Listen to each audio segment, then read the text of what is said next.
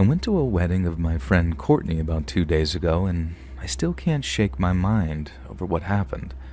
For context, I grew up in a very religious household and went to a church every Sunday, and Courtney is probably the only person from my old church that I still keep in contact with. The situation started at the reception. Courtney was super excited to see me and was definitely the only person who felt that way, judging from all the stares from the people at my old church. I sat down at my table and started playing something on my phone when some guy sat next to me. He said that the seating chart said that he was supposed to sit at my table and introduced himself as the groom's friend, Anthony. He was pretty cute, so I spent a lot of time talking to him and we really hit it off. He didn't seem to judge me for being an atheist and seemed genuinely interested in me.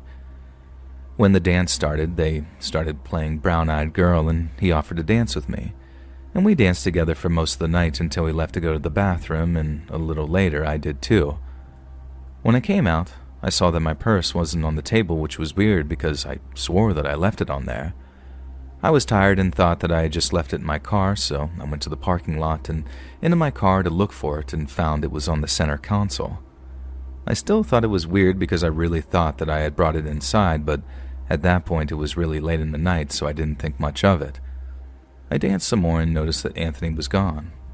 I asked the groom, who said that he had gone home because he wasn't feeling too good. And pretty soon I felt pretty sick too, so I said bye to Courtney and went to my car. As I put my keys into the ignition, I looked behind me and saw something weird. It looked like someone had ducked down from the trunk. I took my keys out and looked back there, and that's when I saw him. Anthony was crouched down in the trunk of my car. I started screaming and ran out with him chasing after me. I went inside and told Courtney, who immediately told her husband, who walked me back to my car where Anthony was nowhere to be seen. Courtney's husband said that he didn't see his car anywhere, so he probably left. And I left. I still felt sick to my stomach thinking about it. He could have easily gone home with me and killed me if I hadn't looked back. Courtney said that she feels terrible that she invited him and that she had no idea that he would do something like that. And I haven't stepped out of my house since because I'm worried that if I do, that he'll be waiting for me like he was before. Now, update. The last couple of days have been kind of crazy, so I haven't had the chance to look, but thank you all for your advice that I wish I'd have known about earlier. Unfortunately, my address was on my ID, and as I learn now, Anthony took photos of it. Anthony and the groom aren't exactly friends, but they know each other well enough for him to be invited. After the whole fiasco, the groom tried to text Anthony about it but got no response. Anthony showed up at my job and lurked around the parking lot before he ran off when he saw security. And he left me a note on my windshield that was just saying something like, "Watching." Security at my job had been notified about him, so hopefully I'm safe there, and I was told by other people that went to the wedding that he was introducing himself as my boyfriend and that he was planning on proposing. I'm currently trying to file a restraining order against this guy, but I just feel horrified. He lives in my city and knows where I live, so I'm staying in my aunt's house as I speak. And if anything happens, I'll update again.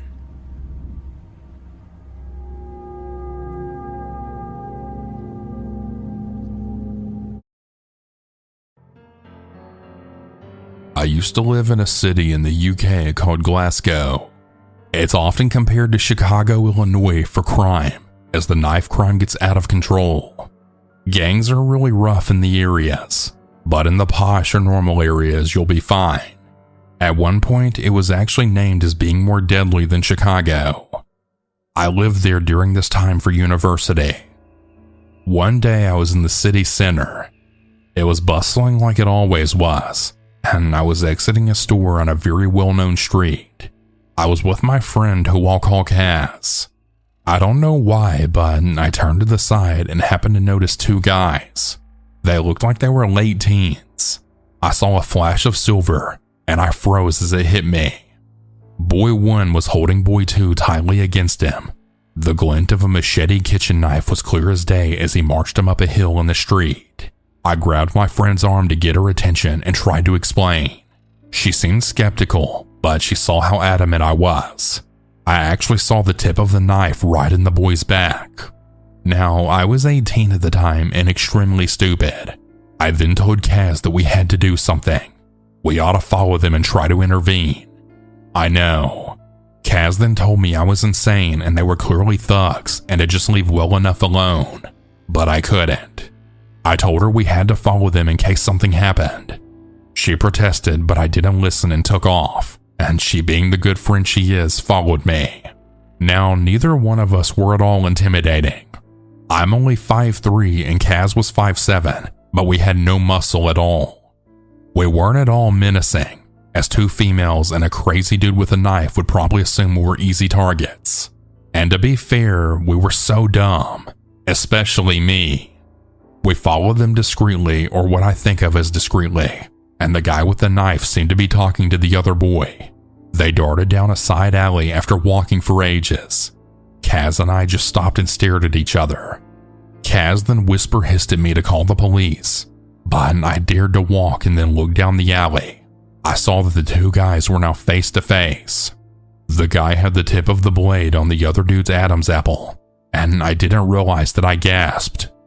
They both then looked at me, and I froze. It felt like a whole century. We stood watching each other before I then turned around and ran.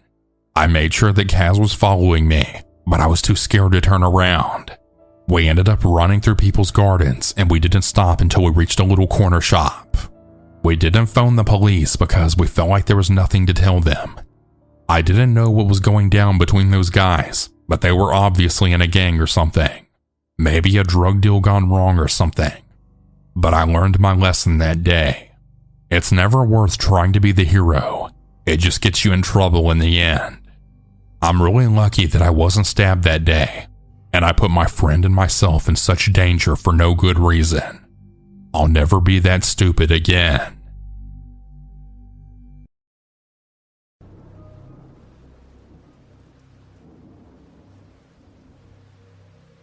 It was mid-November. Winter had just started coming in, and snow had already begun covering most of our small town. I lived alone in a very small 2-bedroom home that had an unfinished basement. The only time I went down there was to do laundry or get something out of storage. It was a Friday night, and it had been snowing a decent amount during my drive home from work. I had the next 2 days off though, so I was happy to get home and hunker down for the weekend. I got home at 7. I made dinner and watched the new episode of my show, then turned on YouTube in the background as I laid on the couch and scrolled on my phone. The snow must have picked up as I could hear the wind slamming against the house and making the walls creak.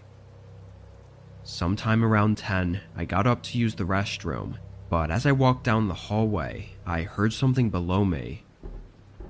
I immediately stopped, hoping to recognize it as just the house creaking, but it wasn't. There was something moving around in the basement. I didn't know how that could be possible. I went over to the basement door and opened it, turning on the lights and walking down to the bottom. There were only a couple hanging light bulbs across the ceiling to light up the large open area. I didn't see much of anything though. I stood there for a minute just to see if that sound came again, but after hearing nothing else, I went back upstairs. Given the conditions outside, I figured it had to just be the house moving around. I used the restroom and went back to the couch. However, only a minute later, I heard it again. This time it was more clear. It wasn't a creaking sound. It was subtle thumps, like almost identical to what it would sound like if someone was walking around. I could feel my heart beat faster, but I still felt like there was no way someone could be down there. It just wouldn't be possible. I got up again and went up to the basement door. Now that I was there, I couldn't hear it. I walked down to the bottom. The sound of the wind was loud down there, so I wasn't able to hear anything over the low groan of the house. But on the cement floors, there were shoe prints. They were fresh, too, only showing because of the dusty layer that covered the floor. I was absolutely terrified. I ran back upstairs and grabbed the house phone to dial 911. As I told the operator all the necessary information, there were 2 very loud thuds from the basement.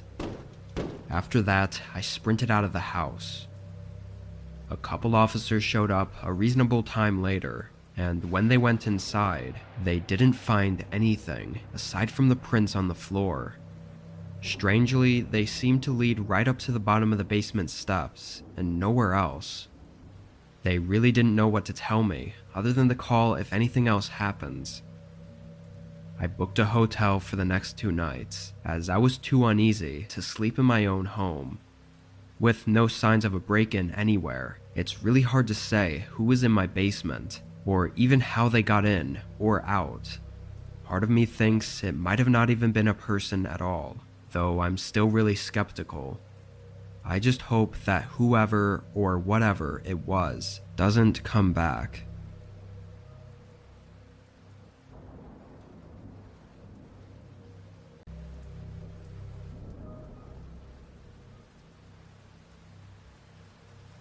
My grandparents live in a small cabin up in Alaska, so I don't see them very often, but last fall I made the road trip up there in my RV just to visit them for the season. A bunch of other family members flew in as well.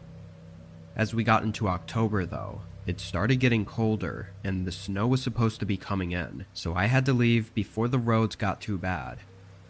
The road that goes from Alaska and through Canada is famous for being extremely remote. There's no service along most of it, and it just goes through hills, valleys, forests, and mountains. Most people making the drive either sleep at the few truck rest stops or at public camping spots along the road. On my second day, I drove until 8 p.m. before finding a place to pull off for the night. It was a dirt road with a small spot between the trees to park and sleep at. I think a lot of people might find it unnerving to sleep in the middle of nowhere like this, but I did it pretty often in my RV, so I was used to it. I made myself something small to eat, then got in bed and turned on a movie to watch. It wasn't very long after I'd arrived though that I heard footsteps nearby. I sat up and opened one of the blinds, but I didn't have any exterior lights on, so my view was of nothing but the pitch black woods. The footsteps sounded like they were from out there, but I couldn't confirm if it was a person or not. From what I saw when I pulled into this campsite, this was the only parking spot, but maybe there were more nearby that I didn't see. If it was a person, they had to have parked somewhere nearby, because there's no way they could have just been wandering around all the way out here. I thought about heading to the front of the RV and turning on the lights, but figured it best to just lay low. Maybe they didn't even see me here and were just walking back to their campsite. Or again, it might have not even been a person at all. After a few minutes, everything seemed good, and I continued watching the movie. I went to bed around 9:30, knowing I had to get up early to start driving again tomorrow. My eyes shot open to 3 loud knocks at the door to the RV. It was nearly too dark to see inside, so I switched on the reading light next to me. "I just need some water, please, and then I'll be on my way." It was a man's voice, deep, like they were older. My eyes looked at the clock. It was 2 a.m. If this guy really was out there in need of help, he had way more to worry about than just water.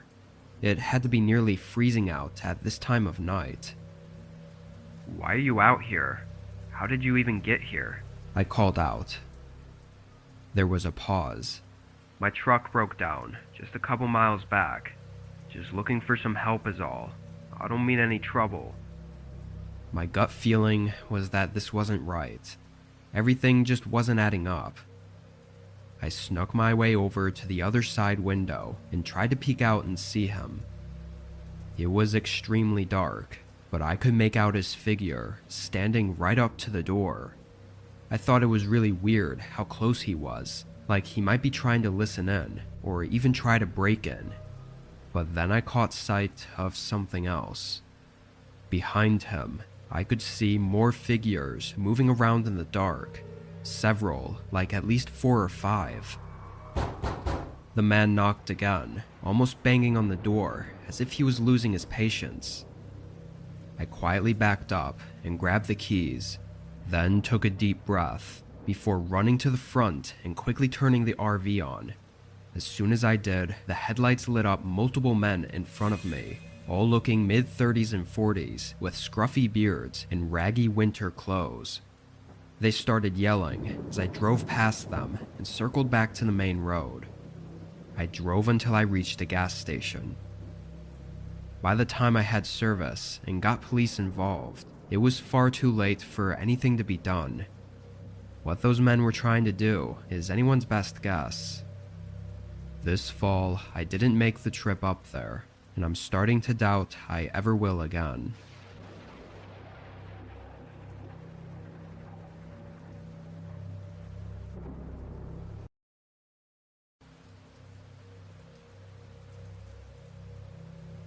I was staying at a cabin for the weekend.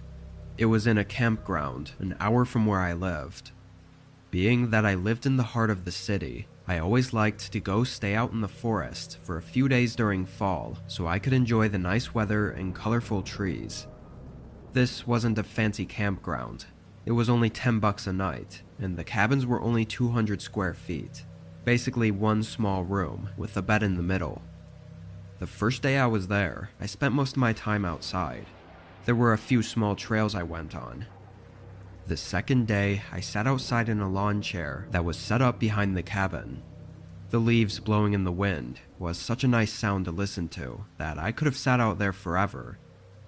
I don't know how long I actually sat out there for, maybe 3 or 4 hours. At some point though, I spotted a person out in the woods. They were far out, like 150 yards from me, and were just standing between the trees, not moving at all. From what I could tell, it looked like he was looking right at me. I wasn't sure though, so I just stayed there and waited for a few minutes. After that, I started getting creeped out, being unable to tell if he was looking at me or not. I went back inside and stayed in until sunset. The wind got louder and more hectic after the sun went down. Inside the cabin, it was really loud, especially with the windows not being properly sealed. The wind was making that high-pitched swooshing sound all night. Normally I wouldn't mind, but I think it made me nervous because I knew I wouldn't be able to hear the leaves crunch if someone was approaching my cabin. Seeing that guy earlier just put me in an uneasy mood. I lit up the fireplace though and sat on the sofa chair, trying to wind myself down for the night. An hour or so passed before there was a sudden knock at the front door. I jumped up from my chair, being fully startled by it. After a few seconds, they knocked again. I could feel my heart racing. It had to be almost 9 p.m. by now, so someone knocking at my cabin in the woods was extremely unsettling. I didn't know if I should say something or stay quiet. I ended up staying quiet, just out of hesitation, but they continued to knock until the knocks became hits. Over and over, it started sounding like they might actually break down the door. Then it stopped. There was a whole long minute of silence as I stood and waited for whatever the hell was going to happen next. Wondering if they left, I moved up to the door as quietly as I could and looked out the peephole. There was nobody outside. I felt a slight bit of relief. I looked for another 30 seconds just to be sure. Then I backed up and turned to get my phone, only to see a pair of eyes piercing into mine through one of the old windows. As soon as we made eye contact, his head moved out of sight. Then it was quiet again. The wind blowing around made it 100 times more eerie. I got my phone and called the police. I didn't want to risk running out to my car that was parked across the yard, so I stayed inside and waited for the police to show up. Whoever was outside my cabin must have left, as police made it and found no one. I still don't know what really happened at that cabin, but I've never gone back since.